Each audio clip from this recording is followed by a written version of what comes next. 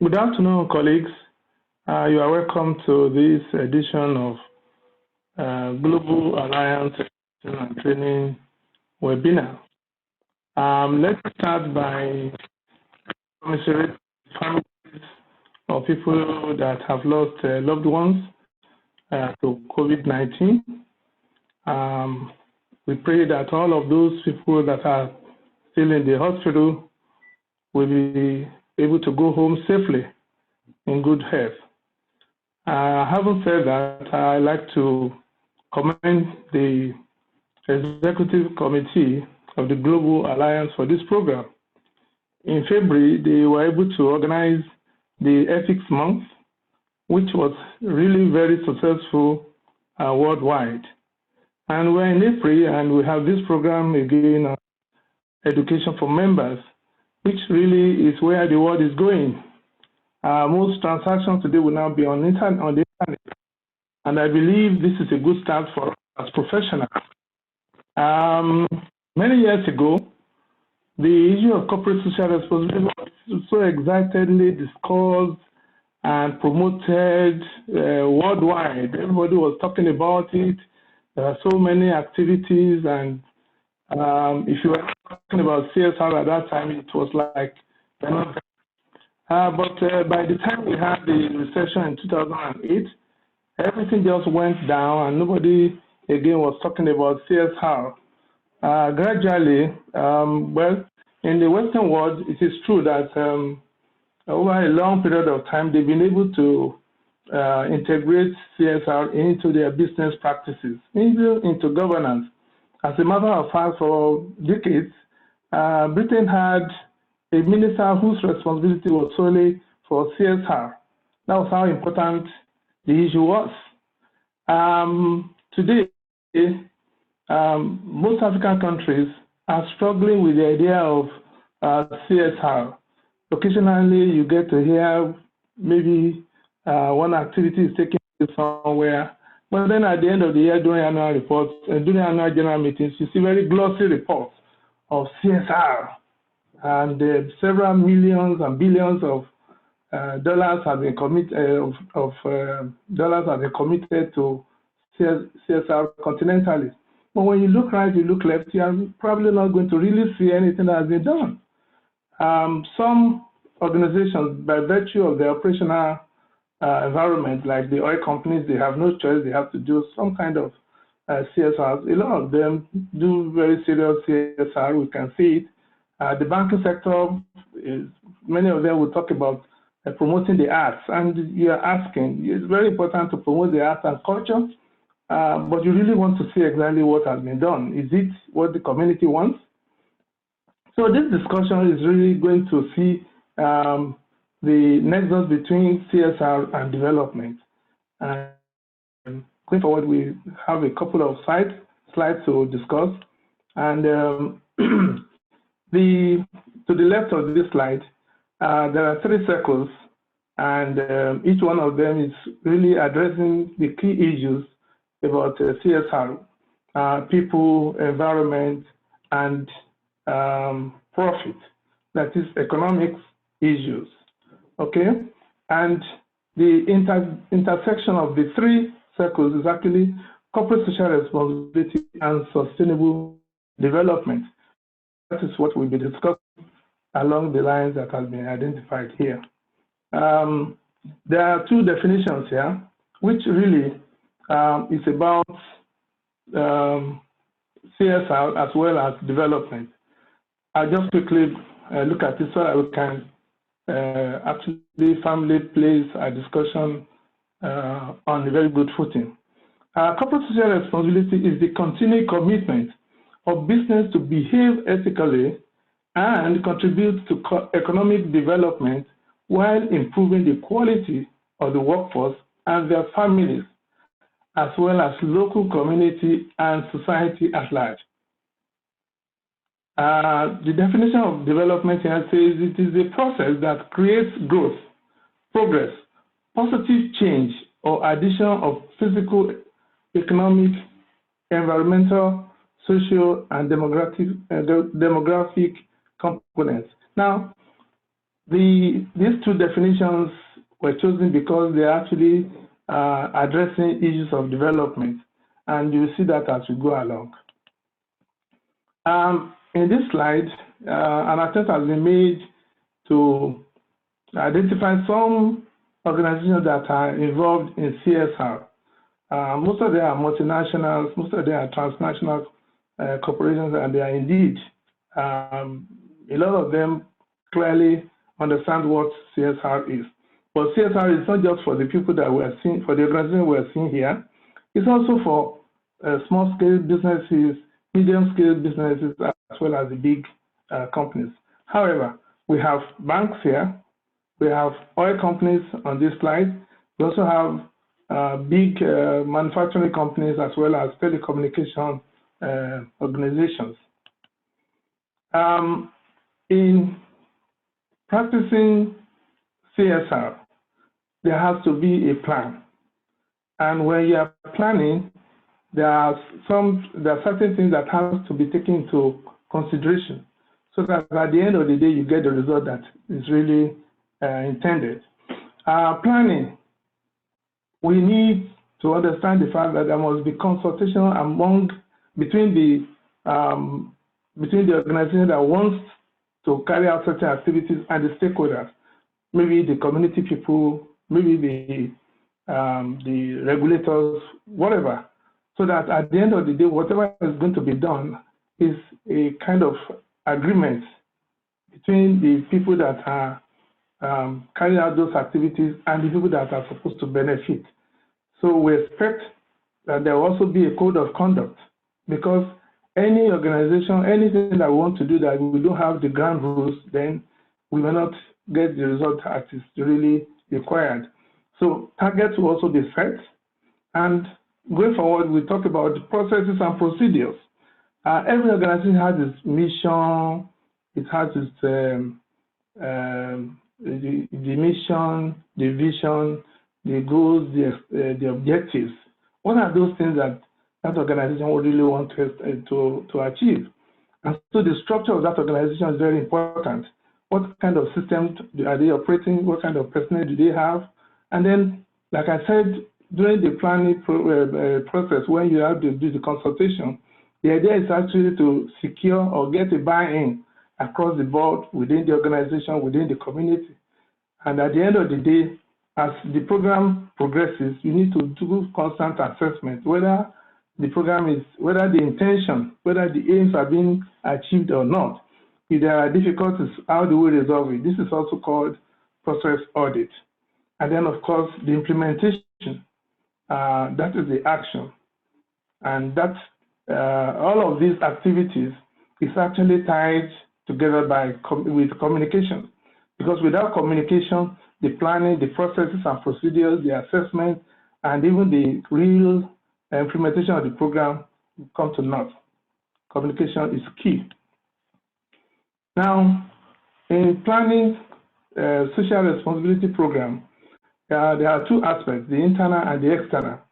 The internal component is actually about the employees, their working conditions, and the kind of jobs they do.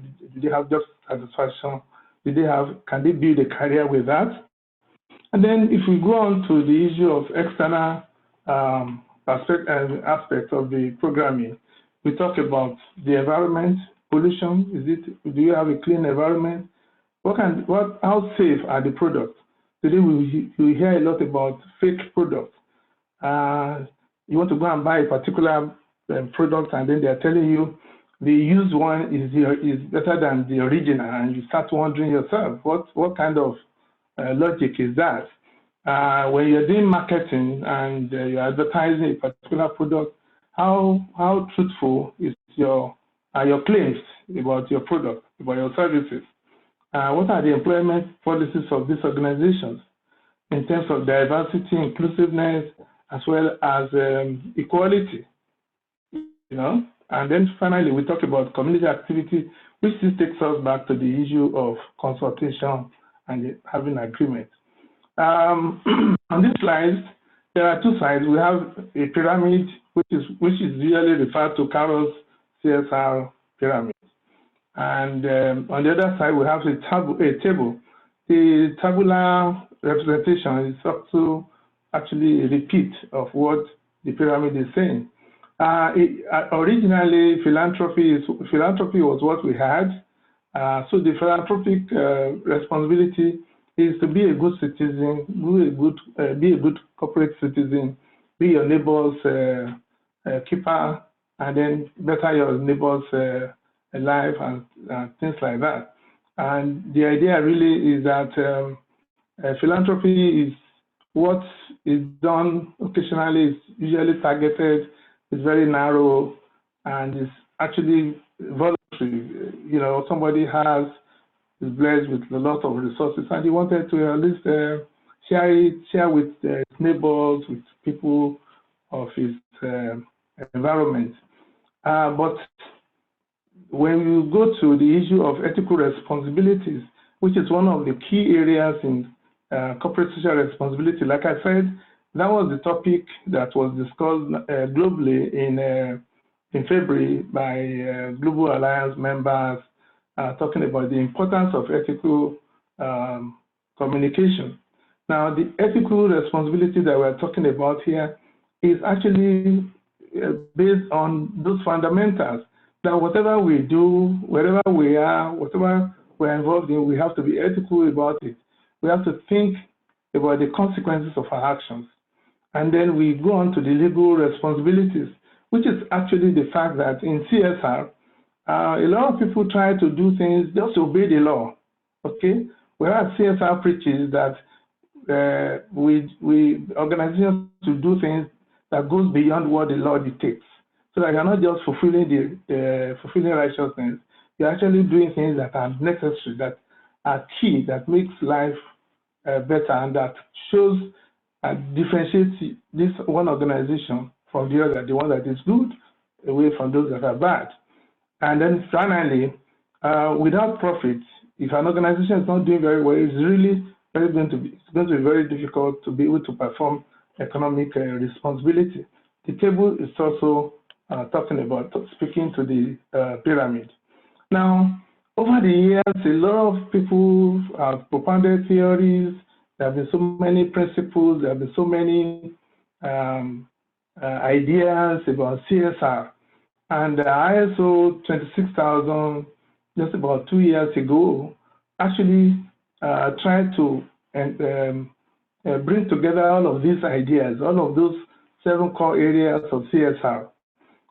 Principally, we're starting with organizational governance. What is the structure of that organization? Okay, what is that organization set out to do, and how is it doing it? What is the organogram looking like? And the structure of that organization, the governance, the code of conduct. What is that organization noted for? It's very important. And then we move on to the issue of human rights. In the next slide, we are going to talk about the details about each of these headings in another level. Okay. Then we talk about labor practices. We talk about the environment, fair operating practices, consumer issues, community involvement, and development. Don't forget the first those 3 circles that we saw, representing CSR and development. The issue really is further broken down here into 7 areas, and we're going to see 2 more slides discussing these issues in different areas. It's just to show that CSR is really integrated with development. As a matter of fact, the truth of the matter is that a lot of our governments have not been able to deliver on their promises to the people.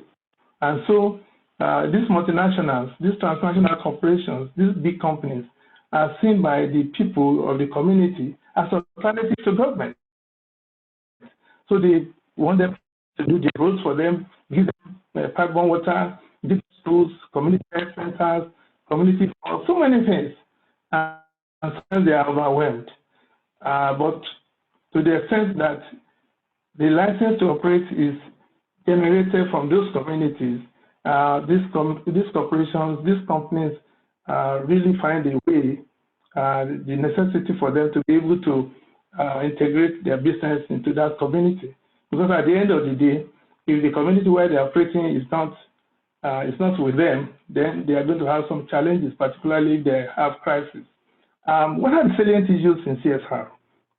Like those 7 core areas of CSR we just seen, we're talking about labor rights, that is child labor, forced labor, safety and environment and health.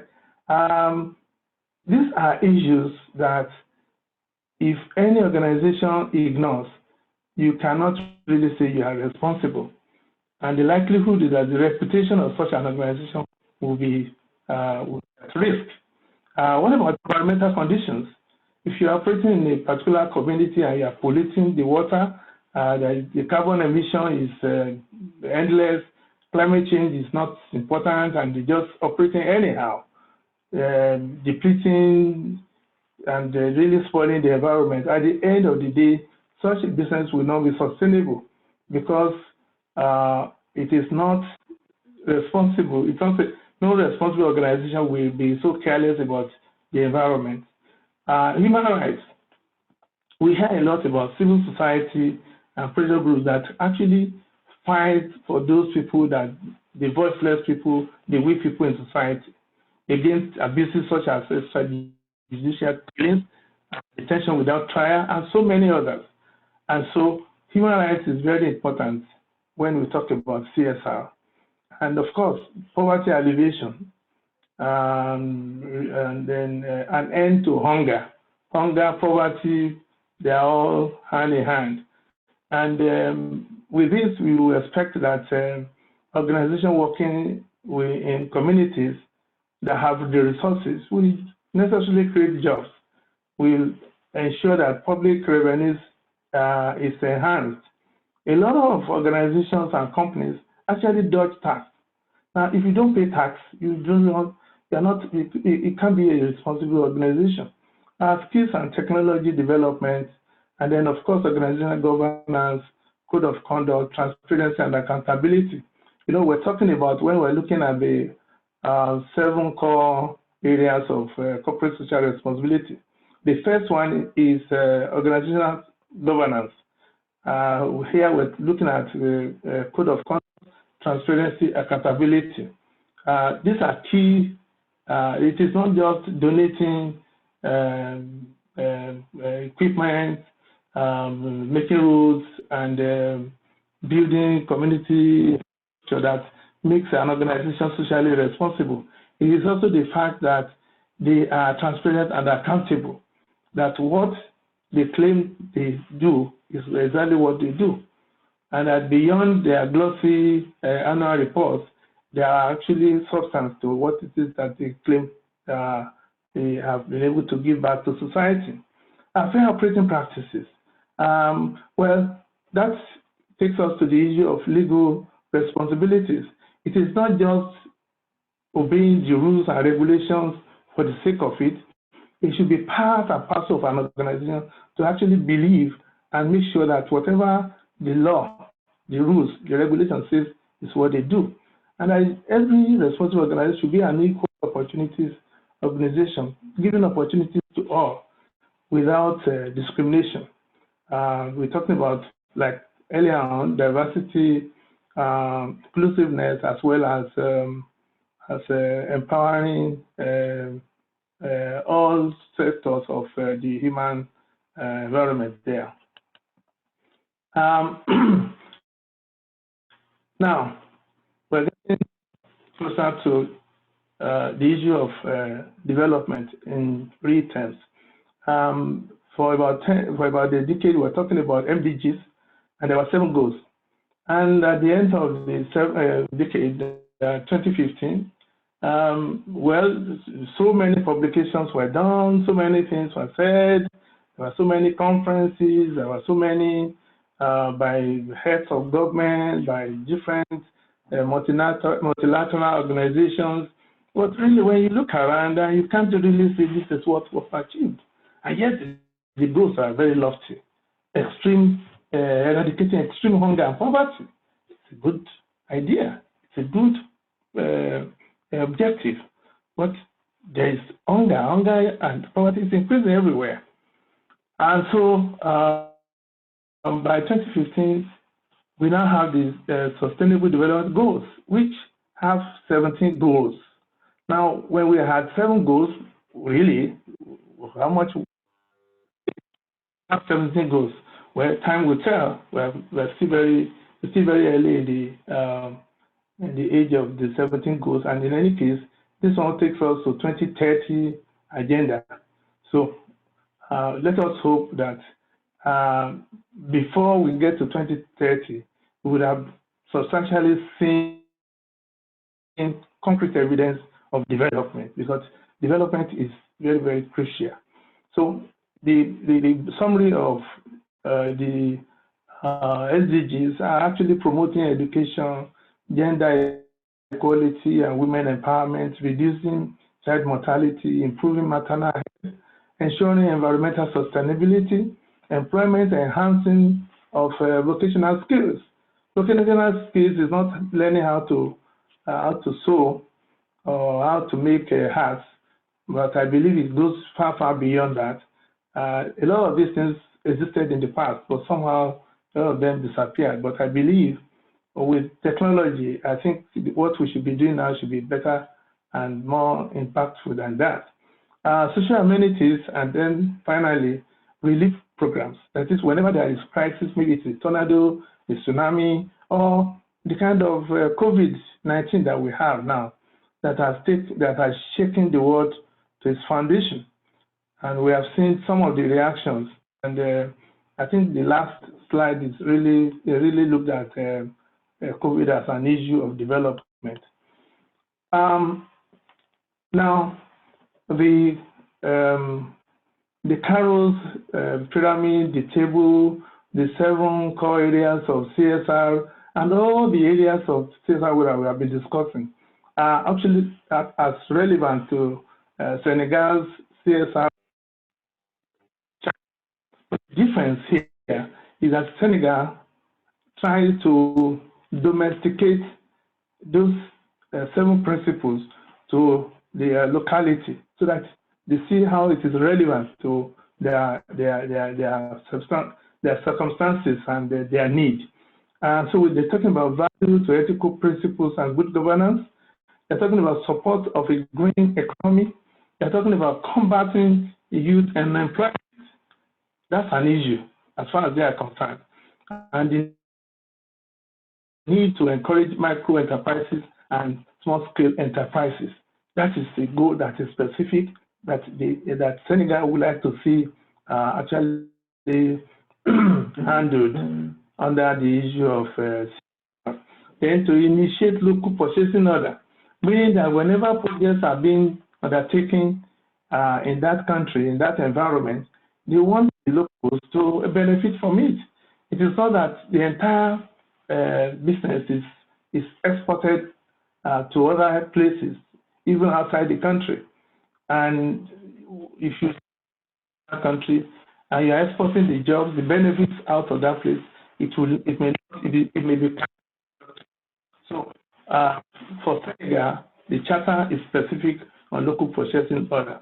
And there's, of course, it talks about working conditions and human rights issues. And of course, community engagement, very important. That is, people are actually involved from the beginning, from the stage of conceptualization through articulation and to execution. At the end of the day, there's no way that community will not be engaged, will not be interested in that project, will not be able to ensure that it is sustainable. Because while the community provides the land, maybe somebody else provides the funding, and another person provides maybe the expertise. At the end of the day, there is the community ownership, the spirit of ownership there. Those are the things that the Carol pyramidal CSR is talking about. That's what the 26,000 is talking about. Really, how do you get the community really involved and making sure that things go on very well? What are the CSR benefits? I'm sure all of us are very familiar with this. When when a business concern is very responsible, it stands to reason that there will be goodwill, that it will have positive corporate image, and its reputation will be enhanced. In terms of crisis, the community and indeed everybody will rally around that organization because they know that if there was any particular problem, it's not intentional, that they would not have done something that would have harmed that community. So the investment they had, what they have done in the past now accounts or comes to account for them. Their license to operate is very, very important. That's why sometimes you wonder when these communities, when projects are being undertaken, when projects are being carried out in communities, they sabotage it, and you start wondering, don't they need water? Don't they need this dam? Is this road not important for them? There might be many reasons for that, but sometimes I believe this can be discouraging. But whenever communities and the operators are in agreement and they agreed to work together, chances of sabotage issues may be substantially reduced. Sustainability, I've discussed this. If the community has no buy-in into it, the project will not be sustainable. And of course, as soon as they are leaving the project site, the whole place is abandoned. Maybe because of poor location, maybe because it is not really their first need or whatever it is. I believe these are very key. And so the benefits are legion, and it should be a win-win for both the community, for both the beneficiaries, as well as the company that is doing it. You cannot escape the responsibility of tomorrow by avoiding it today. That's by Abraham Lincoln, and we're actually looking at what is the future of corporate social responsibility. As a matter of fact, some people are saying that why don't we remove the word corporate and just leave it as social responsibility? Somehow, I am one of those people who believe that it is actually social responsibility rather than corporate social responsibility, because once you keep saying corporate social responsibility, you are limiting the whole idea to corporations. What about the small-scale businesses? Are they not supposed to be responsible? What about the medium-scale businesses? They're supposed to be responsible. In big multinational, the medium scale, the small scale, when they are all working together to develop, to improve our communities, that is when we have wholesome results.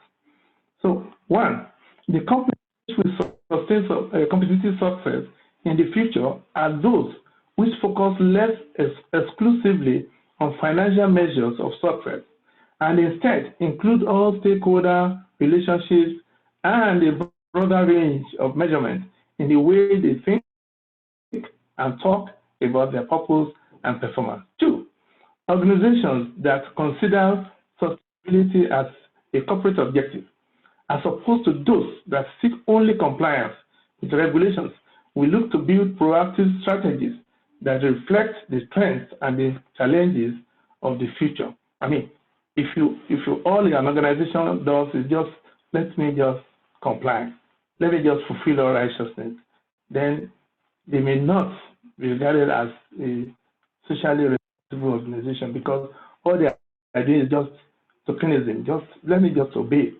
It has to come from the heart, it has to be part and parcel of the business.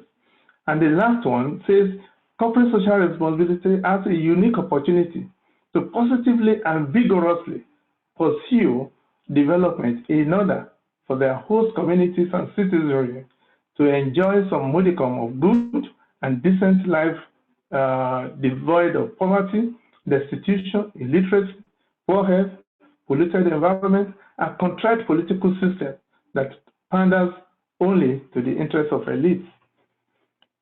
And then, like I said earlier, I would just want to spend a few minutes on the coronavirus issue that has really taken everybody by storm.